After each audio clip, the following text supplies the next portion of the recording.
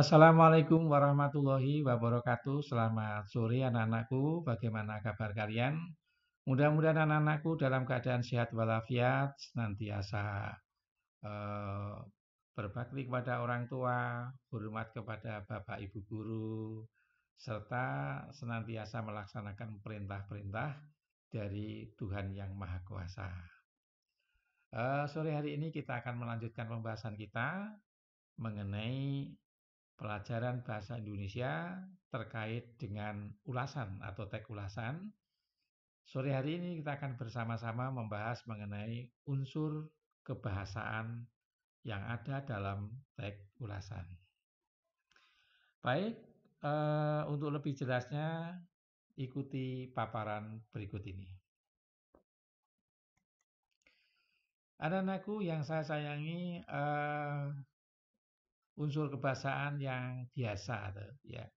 Yang biasa di dalam teks ulasan yang pertama biasanya menggunakan konjungsi, ya.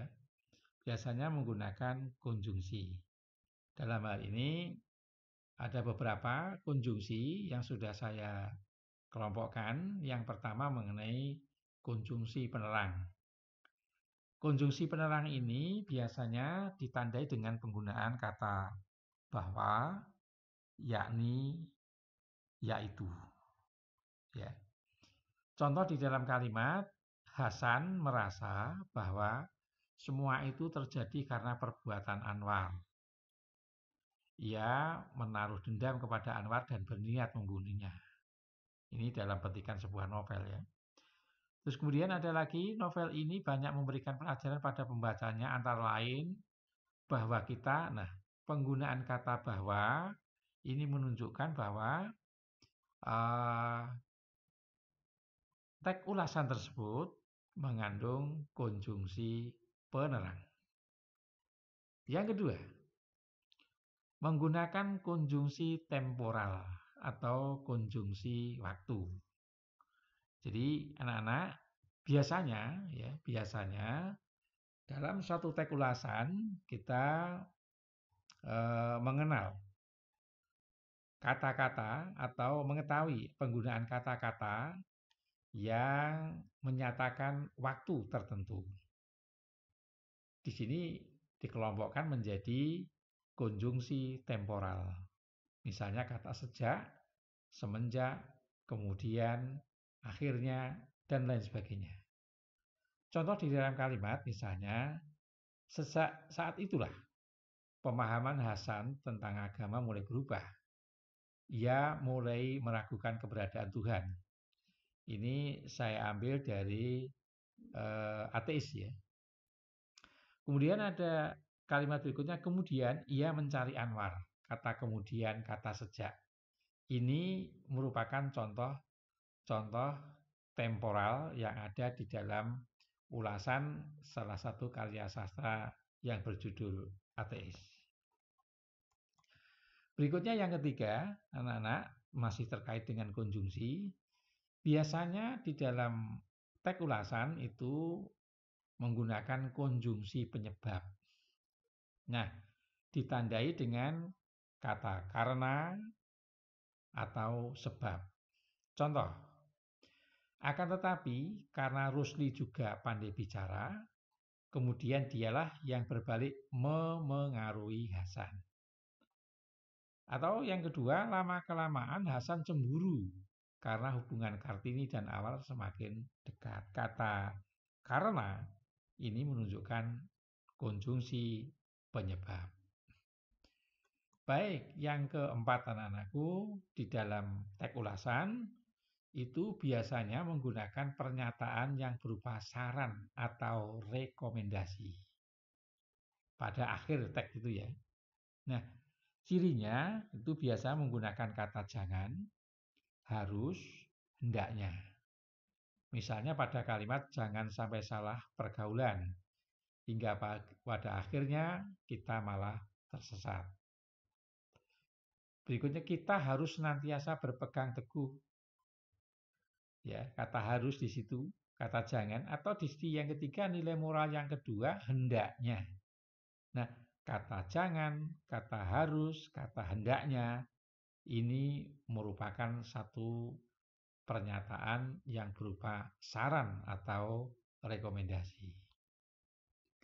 Yang kelima, anak-anak biasanya di dalam satu teks ulasan itu juga mengandung beberapa kata yang berbentuk sinonim atau antonim. Contohnya, obrolan orang itu mirip dengan dialog dalam film Romeo dan Juliet. Ada obrolan, ada dialog.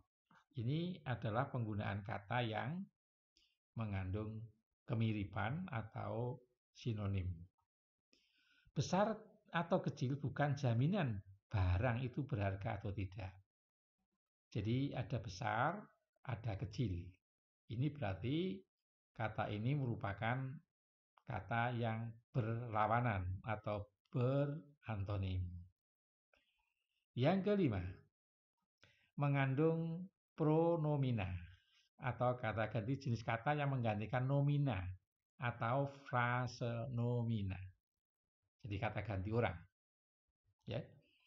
Di situ ada penggunaan kata ganti orang, misalnya saudara, bapak, ibu, dan seterusnya. Atau kata ganti pemilik, ku, munya, bukuku, bukumu, karyanya, dan seterusnya. Kata ganti petunjuk, ini atau itu. Kata ganti penghubung, misalnya kata yang. Kemudian kata ganti yang tak tentu, misalnya siapa, barang siapa, sesuatu, masing-masing, dan sebagainya. Ini merupakan pronomina atau kata ganti yang menyatakan kata ganti orang atau kata ganti benda. Baik, yang keenam anak-anak. Biasanya di dalam ulasan itu juga menggunakan kata kerja material atau dan kata kerja relasional. Ini sudah dikelompokkan bahwa kata-kata kerja material itu yang menyatakan kegiatan fisik atau proses.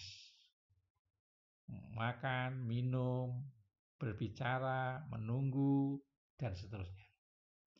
Yang kemudian yang kedua ada kata kerja relasional, itu kata kerja yang berfungsi untuk membentuk predikat nomina. Ya. Dan juga dapat membantu memperjelas predikat.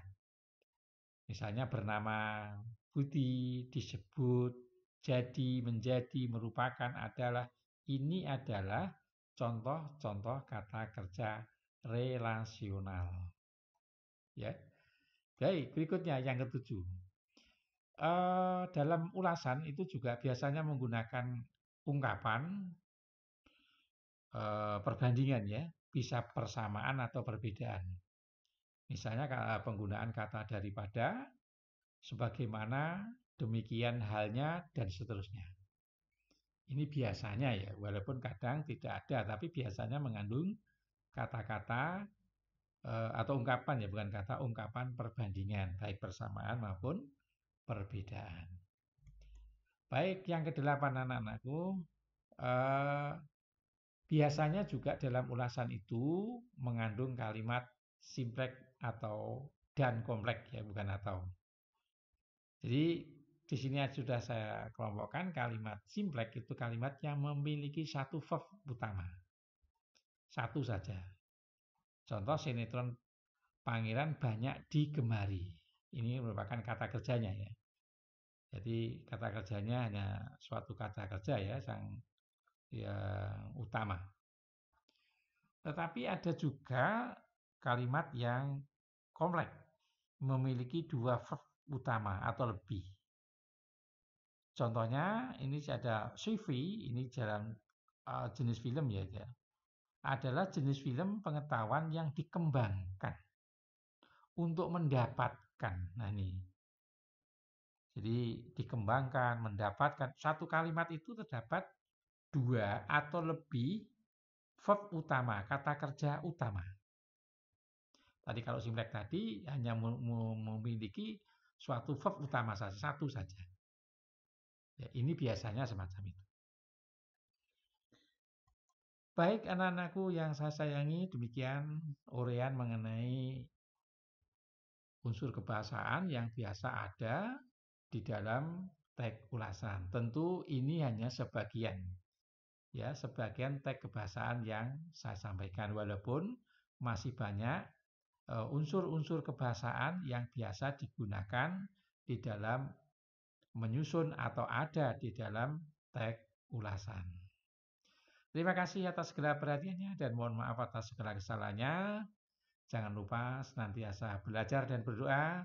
Hormat selalu kepada Bapak Ibu yang ada di rumah maupun Bapak Ibu guru yang ada di sekolah. Terima kasih, selamat sore dan Assalamualaikum warahmatullahi wabarakatuh.